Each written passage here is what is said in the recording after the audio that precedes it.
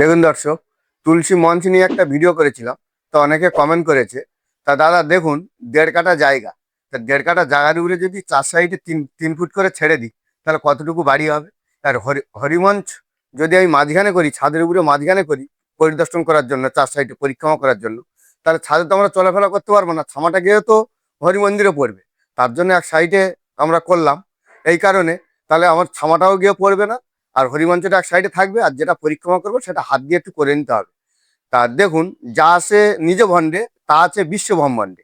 তার নিজের বিশ্বাসে আমরা সনাতনী মানুষ, তার জন্য আমাদের একটা হরিমঞ্চ রাখার প্রয়োজন, রাখার দরকার।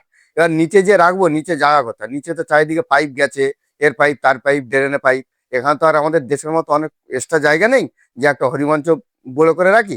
এইবার যখন হরিসেবা করা হবে, তখনই আমরা মঞ্চের মধ্যে একটা তুলসী মঞ্চ ছোট থেকে করা হয়, করে সেইখানটায় হরিবাসরটা আমাদের করা হয়। কিন্তু এখন যে তুলসী মঞ্চটা নিয়ে আপনারা কমেন্ট করেছেন, তা তুলসী মঞ্চটা এক সাইডে বসানোর এই কারণ যে ছাদটা খুব ছোট, মাঝখানে রাখা যায় না।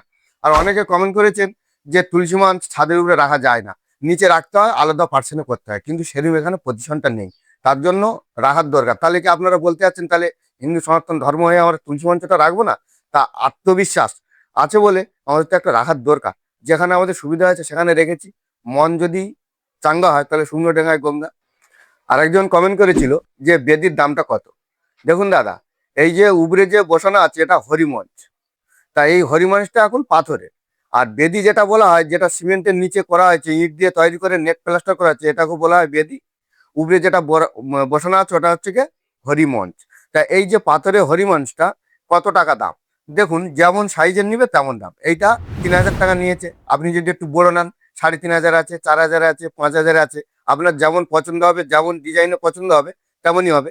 আগে তো আমরা এই সিমেন্টের সব করতাম, ইট দিয়ে গাঁথনি করে হরিমঞ্চ করতাম, কিন্তু এখন সব পাথরে উঠে গিয়ে ফিনিশিং ভালো বলে তাই আমরা বেদির উপরে হরিমঞ্চটা রাখছি। কেন? পাথরে কিনে আনা পরে নিচে রাখা যায় না। আরেকজন কমেন্ট করে বলেছে ছাদের ওপরে একদমও তুলসী মঞ্চ রাখা যায় না।